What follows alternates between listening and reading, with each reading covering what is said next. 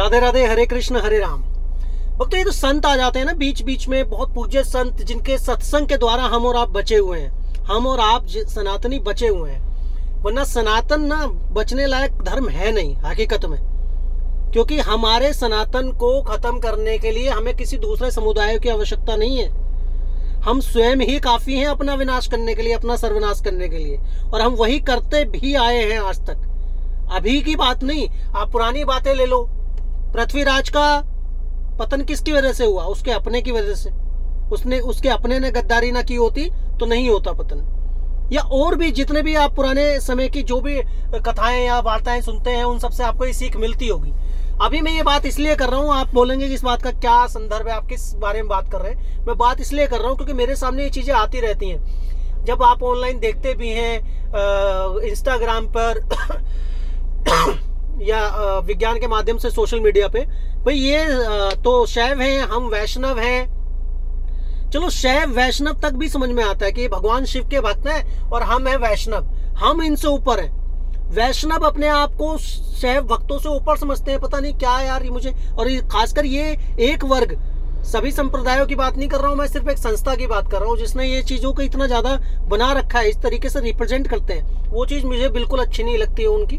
बाकी संप्रदायों की बात नहीं करते हैं। और शिव भक्त जो है वो अपने आप को ऊपर समझते हैं। लेकिन इनसे भी बड़ी बात, चलिए वैष्णवों पे आ जाते हैं। अरे वैष्णव तो एक रहो कम से कम। वैष्णव में भी ये रामानंदी है, हम कृष्णानंदी हैं। मतलब रामानंदी और कृष्णानंदी, अब इसमें भी भेद आ गया है। मतलब राम और कृष्ण में भी भेद कर लिया है। तिलक को लेके, पूजा पद्धतियों को लेके आपस में विवाद हो रहा है। इन चीजों पे आपस में आर्ग्यूमेंट हो रहा है। मुझे तो बिल्कुल ये चीजें समझ में नहीं आती। ये चीजें एक्सपेक्टेबल हैं। आप बताइए, किसी और चीज की, किसी तीसरे की जरूरत है हमें? आपस में लड़ने के लिए, आपस में विवाद करने के लिए किसी दूसरे समुदाय की आवश्यकता पड़ी? शैव और वैष्णव आपस में लड़ रहे हैं, और वैष्णव ही अब आपस में लड़ रहे हैं। रामानंदी कृष्णानंदी कैसे अंतर कर लेते हैं कि ये देवी के भक्त हैं, ये शिव के भक्त हैं, ये राम के भक्त हैं, ये कृष्ण के भक्त हैं? इनमें कैसे अंतर कर लेते हैं आप ऐसे इजीली?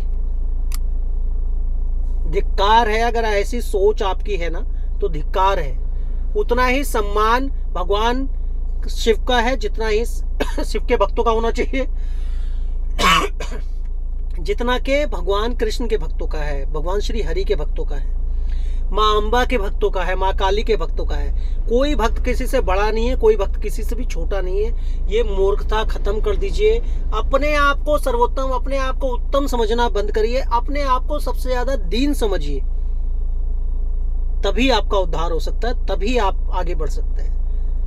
आपके द्वार पर संत आया है और आप ये देख रहे हैं अगर कि उसके गले में कंठी और माथे पे वैष्णव तिलक है, तभी मैं उसका सम्मान करूंगा, तभी मैं उसका सत्कार करूंगा। तो आपसे बड़ा मूर्ख कोई नहीं है। संत वेश का सम्मान करिए, चाहे गले में रुद्राक्ष हो, माथे पे त्रिपुंड लगा हो, कोई फर्क नहीं पड़ता है। ना हो तुलसी, ना हो कंठी, भगवान शिव का भक्त है तो भी, किसी भी संप्रदाय से है,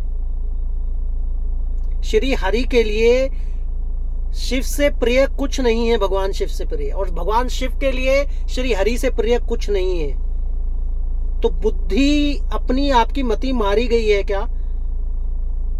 क्या फायदा होगा उस नाम जप का? क्या फायदा होगा उस सब व्रतों का, अनुष्ठानों का जो आप करते आ रहे हैं? वो सब बेकार जा रहा है।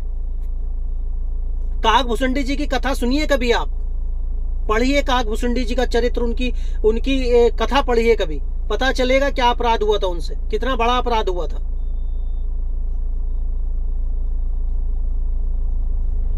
आप सबसे निवेदन है, भेद खत्म कर दीजिए, भेद खत्म कर दीजिए।